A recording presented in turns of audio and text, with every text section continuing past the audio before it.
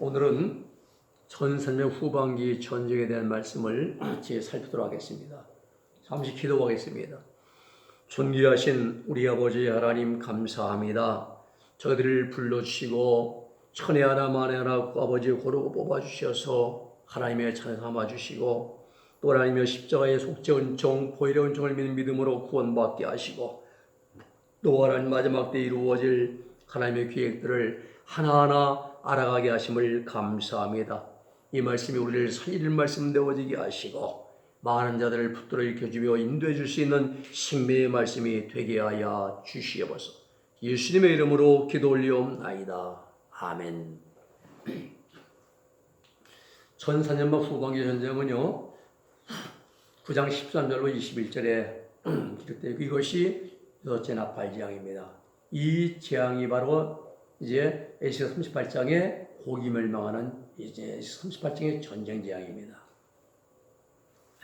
전사년만 후반기 전쟁 13절 말씀 봅니다.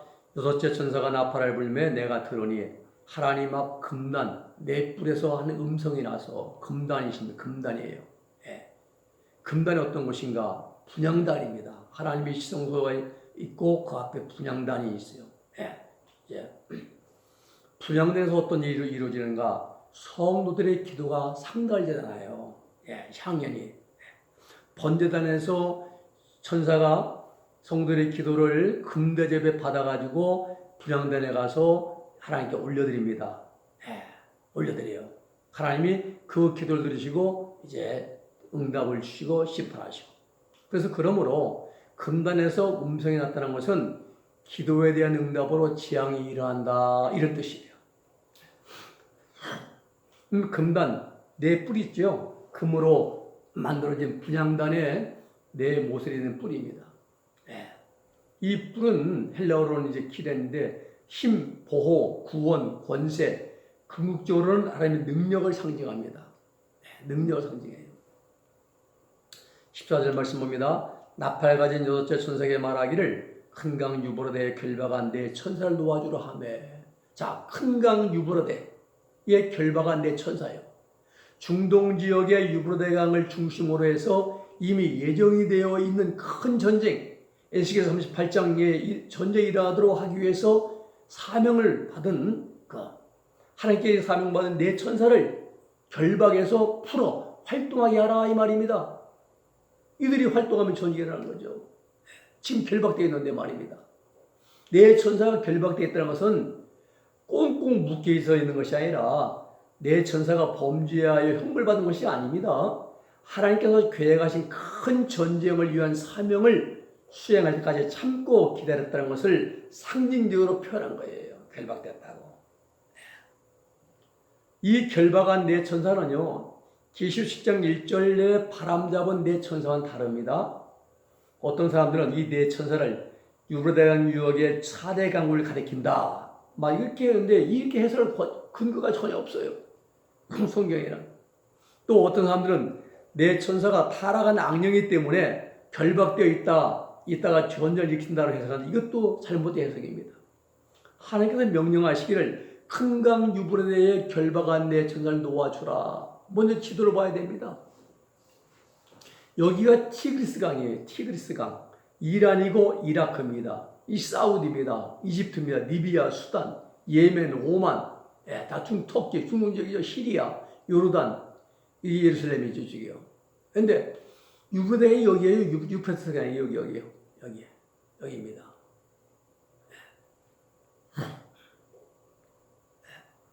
여섯째 나팔 재앙, 전사년 후반기 전쟁 어떤 전쟁을 알아야죠. 이 지도를 보면 우리가 알 수 있잖아요. 이 티그리스 강과 유프라테스 강, 이 역에서 일어난 전쟁인데, 이 전쟁의 전부 다 이란, 이라크, 어디 모든 곳이 이 중동 지역이 다 여기 있어요. 소련이 여기 있어요. 소련, 러시아입니다. 러시아. 이제 그리스가 여기 있어요. 그리스가. 자, 우리가 보면은 유브라데 유역에서 이런 전쟁이기 때문에 우리가 참고를 해야 됩니다. 가나안 땅 여기에요. 여기 애굽입니다. 이 소아시아 지역이고요. 이게 페르사, 이게 페르사죠. 메데 파사가 여기에요. 고레스가. 그리고 이 아시리아 제국입니다. 아수르 제국, 아수르. 북이스라엘 멸망시킨 아수르 제국. 그리고 유프라테스가 여기고요. 틸사행이 여기입니다. 이 유브라테스 유역의 전쟁 지역이 여기 일어난 전쟁 이야기라. 예. 그래 큰 강 유브라테스 강에 결박한 내 천사를 놓아주라 말씀. 이것은 중동 지역과 유브라테스 강 유역에서 전쟁을 일으키도록 천사를 놓아주라. 그 내 천사가 전사년 후반기에 환란을 주도하는 천사들이라 이 말씀입니다. 어떤 사람은 유브라데스 강 유역의 4대 강들을 주장합니다. 또 어떤 사람은 결박되어 있으니까 악령이다, 타락한 천사다 말을 합니다. 그러나 성경에는 악령이면 악령, 천사면 천사 분명히 말하지 이렇게 혼동해서 말하지 않아요. 예. 자기 생각을 얘기하는 겁니다. 이것들은. 자, 묶여 있다는 것은 하나님께서 정해놓으신 때가 있다 이 말이에요. 예. 또 묶인 것이 풀려지는 것은 하나님께서 정해놓으신 때가 되었기 때문에 일을 하는 겁니다. 예정하신 대로 진행하게 하신다는 것. 그게 풀려지는 것이에요. 예. 15절 말씀 봅니다. 내 천사가 놓였으니 그 년 월 일시에 이르러 사람 3분의 1을 죽이기로 예비한 자들이라. 내 천사. 대원 들어가서 전 세계 인류 3분의 1을 죽이는 전쟁을 일으키는 권한을 가진 천사들이에요. 전쟁을 관리하는 내 천사입니다. 이 전쟁은요, 1400년 후반기에 일어날 것이고, 제3차 세계대전이 될 것입니다. 인류의 3분의 1이 죽는 전쟁입니다. 엄청나게 많은 사람들이 죽게 되는 전쟁이고, 지금 현재 약 78억 동, 20만 6억 명이 사람들의 목숨을 잃는 전쟁입니다. 이 1400년 후반기 전쟁은요, 유브라데스 강 유역에 묶여있던 내 천사가 풀려나면서 시작되는 전쟁인데, 유브라데스 강 유역에 어떤 나라도 있느냐? 이라크, 아까 지도 봤죠? 이란, 리비아, 사우디, 요르단, 이집트, 시리아 등이 다 있습니다. 중동 지역에. 그리고 북쪽, 아까 본 지도에서 이 오른쪽이에요. 러시아가 있어요. 예, 유브라데스 유역에서 멀지 않아요. 이라크와 러시아와 이란이 국경이 맞닿아 있습니다. 즉 러시아까지 다 연관되어 있는 전쟁이라 이 말이에요. 러시아 남부 지역에서 이스라엘까지. 이러한 사실을 참고적으로 알고 있어야 됩니다. 왜냐하면 그렇게 되어야 전 세계 3분의 1이 죽게 되는 전쟁이 되기 때문에. 예.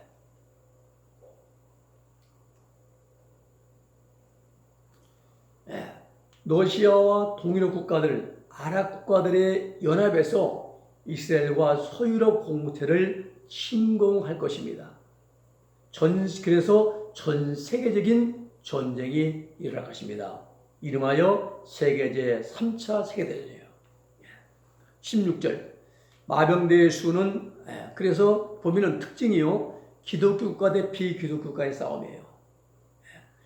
이스라엘과 서유럽 공동체, 서유럽 유럽연합은 기독교 국가고요. 러시아, 동유럽, 아랍과는 비기독교 국가. 이스라엘은 1300년 만에 두 진에서 구원받습니다. 그래서 전쟁에서 이렇게 전 세계적인 전쟁이 될 것이에요. 16절 마병대의 수는 2만만이니 내가 그들의 수를 들었노라. 마병대 사도 요한 당시에는 말을 타고 창과 칼을 무기로 사용한 때입니다. 그러나 오늘날은 현대식 무기로 무장한 군대들로 바꿔서 우리가 해석을 해야 할 것입니다. 마병대 수의 이제 2만만이다. 2억이다. 2억 명 정도의 군대들이 이 전쟁에 참여한다 이 말이에요. 양쪽 편 모든 군대의 총계라고 생각을 해야 됩니다. 근데 문제는 오늘날 전 세계 모든 나라의 군대를 다 합쳐도 2억의 숫자는 불가능합니다. 2억 군대가 없어요. 전 세계 합쳐도. 그러면 이 말씀을 어떻게 이해해야 되느냐 이 말이에요. 그것은 2만만에 포함된 사람들은 군인들뿐만이 아니라 오늘날 현대전이 전 후방에 구분이 없는 것처럼 이 전쟁에 참여한 나라들의 군대와 국민들까지도 다 포함이 된 숫자임을 우리는 알아야 됩니다. 17절 말씀 봅니다. 이같이 이상한 가운데 그 말들과 그 탄자들을 보니 불빛과 자줏빛과 유황빛 흉갑이 있고 또 말들의 머리는 사자머리 같고 그 입에서는 불과 연기와 유황이 나오더라.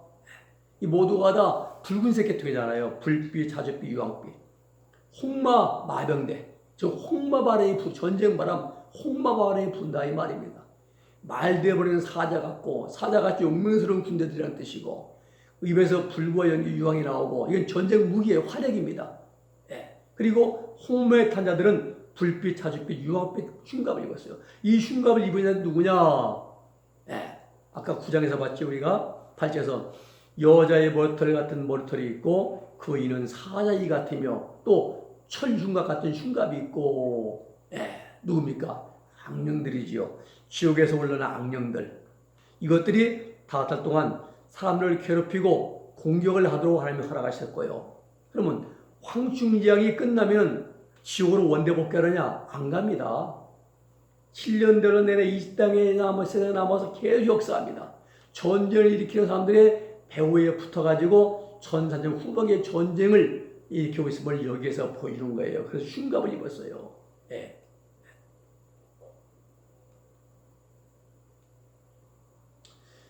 무중에서 올라온 악령들이 하는 일은 주요 업무입니다. 사람들의 배후에서 역사에서 악심을 주고 전쟁을 일으키고 전 세계 3분의 1을 죽게 합니다. 이러한 일들을 누가 일으킨다? 지옥에서 올라온 악령들이 일으키고 있다는 사실입니다. 18절입니다. 이 세 재앙 곧 저 입에서 나오는 불과 연기와 유황을 인하여 사람 3분의 1이 죽임을 당하니라. 불과 연기와 유황, 이 전쟁에서 사용될 모든 전쟁 무기의 활약입니다. 세계 인구 3분의 1이 죽는 엄청난 재앙이에요. 불신자, 신자들, 유브라데강 유역의 당사국뿐만 아니라 미국이나 중국, 일본, 인도 등 다 필요해서 전 세계에 이 전쟁이 휩쓸려 가지고 이제 이렇게 죽을 거 예상을 해봅니다. 19절입니다. 이 말들의 힘은 꼬리에 있으니 그 꼬리는 뱀 같고 또 꼬리에 머리가 있어 이것으로 해하더라. 이 말들의 힘은 입과 꼬리로 나타난다는데 그 입에 불과 유황, 연기, 즉 전쟁 무기의 화력으로 사람을 해친다는 겁니다. 꼬리에 힘이 있다는 것은 악령들은 거꾸로 된 머리가 아니라 꼬리로 힘을 낸다 이 말입니다. 비정상적인 존재들이기 때문에 그렇게 상징적으로 표현한 거예요. 꼬리에 힘이 있다. 어떤 사람들은 뱀꼬리다. 비행기 로켓 유도선 날아갈 때 공기하고 열기현상이다. 이렇게 주장하는데 이것은 전혀 해석할 근거 없는 무리한 해석입니다. 이런 게 아닙니다. 왜 그런가? 7년 전에는요. 처음부터 끝까지 악령들과의 싸움입니다. 악령, 사람이 있으면 악령과의, 사람의 배후 역사하는 악령들과의 싸움이에요. 그러므로 영계를 모르면은 이해하지 못해요. 계시를 알지도 못하고 풀 수도 없습니다. 사도 요한이 영계를 보고 받은 거예요. 우리 귀신들이 지금 눈에 보입니까? 사단이 안 보이죠? 그래서 사단이 공격을 해요, 우리를. 공격하거든요. 기도 시간에 기도 못하게 하려고, 이거 아주 간지럽히고 장난치고 말입니다. 아주 눈에 안 보이는데 말입니다. 이 영계를 모르면은 계시록을 풀 수도 없고 알 수도 없습니다. 20절 말씀 봅니다. 이 재앙에 죽지 않고 남은 사람들은 그 손으로 행하는 일을 회개치 아니하고 오히려 여러 귀신과 또는 보거나 듣거나 다니거나 하지만 금, 은, 동, 목석의 우상에 절하고 전사만 전쟁에서 죽지 않고 살아남은 사람들의 마음 상태가 나와요. 지칠 대로 지쳐 있습니다. 상할 대로 상해 있습니다. 거칠을 대로 아주 거칠어져 있습니다. 약할 대로 약해져 있습니다. 얼마나 많이 힘들겠습니까? 재앙 가운데 홍수, 흉년, 지진, 해일, 천재지변 가운데 가장 힘들고 어려운 게 전쟁재앙이에요. 지치고 굶주리고 괴로워요. 전쟁재앙이. 농사도 못 치잖아요. 전쟁 나면 여러 가지 재앙이 덤으로 더 옵니다. 보너스로 더 와요. 온역이 오면 전염병. 예방합니까? 못해요. 기근. 농사 못 지어요. 굶주림. 식량 사정이 아주 악화되고요. 불안하고 초조하고 공포스럽고 말입니다.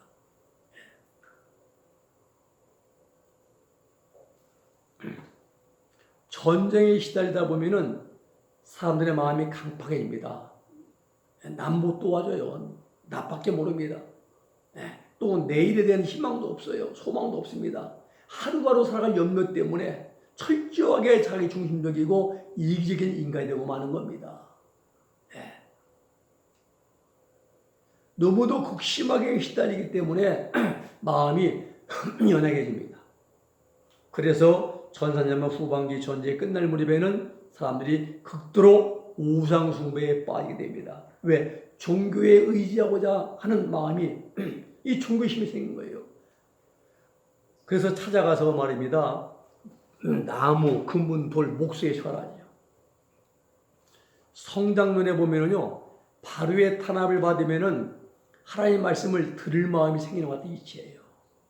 그래서 심령이 가난한 자는 전국이 저희 것이요. 심령이 가난한 자는 복이 있느니 천국이 그의 것이요. 심령이 가난한 무엇인가 아주 의지하고 싶은 마음이 생깁니다. 강렬하게. 아주 질병에 말입니다. 시달려 보면 마음이 가난해져요. 그러다 보면 무언가 믿고 싶은 마음이 생기는 겁니다. 그래서 예수 믿고 구원받게 되고 말입니다. 그래서 아무 곳에서든지 가서 빌고 절하고 의지하고 섬기는 게 돼요. 효험이 있어요. 이 당시에요. 지옥에서 올라온 귀신들이 응답도 주고 도와도 줍니다.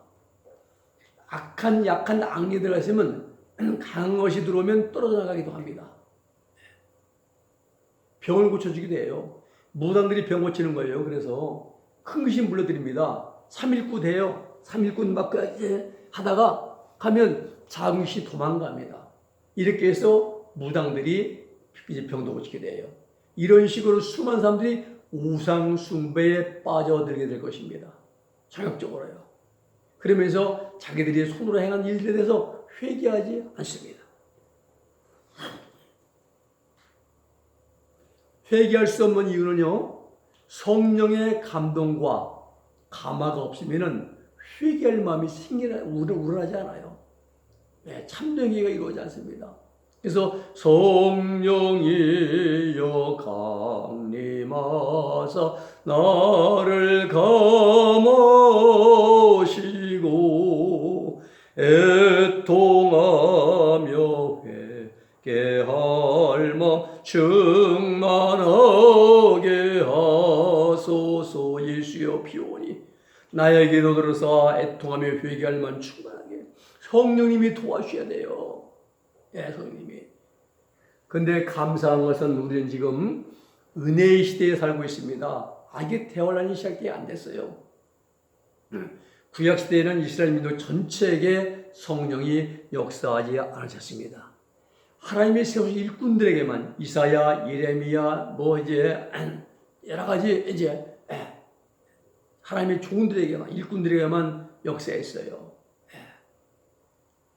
여호와의 말씀이 내게 임하여, 여호와의 신이 임하여 가라사대, 이런 식으로 몇몇 선지자들에게만 하나님의 성령이 임하게 하시고 성령 충만을 주셔서 하나님을 하게 하십니다.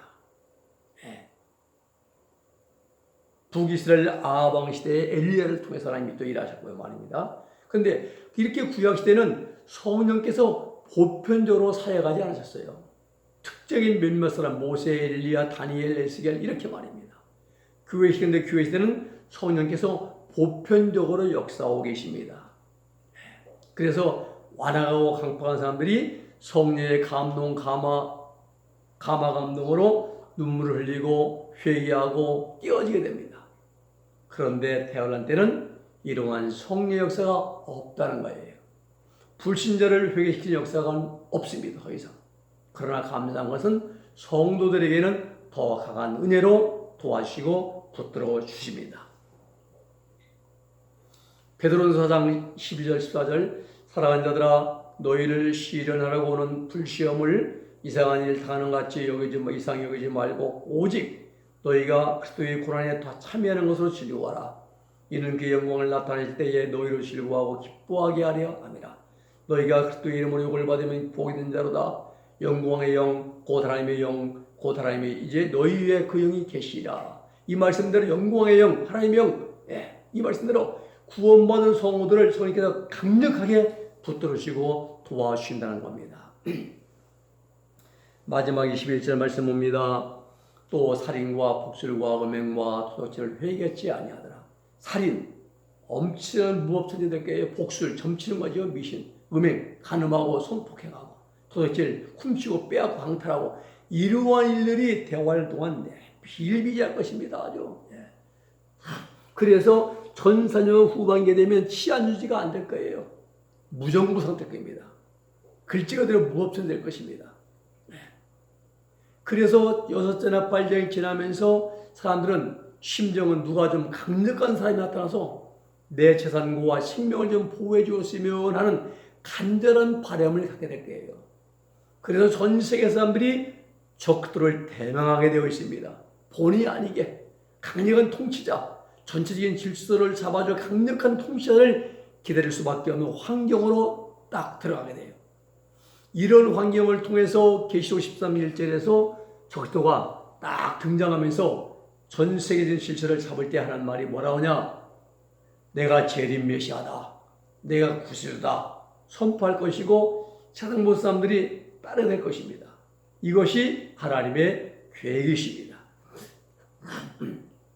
이러한 전 3년 반의 후반기 전쟁에 대해서 하나님께서 구약시대에 이미 예정해 놓으셨습니다. 에스겔서 38장 전쟁 재앙입니다. 계시록 9장 13절 21절 6째나 8장은 에스겔서 38장에 예언된 전쟁과 관계가 아주 깊습니다.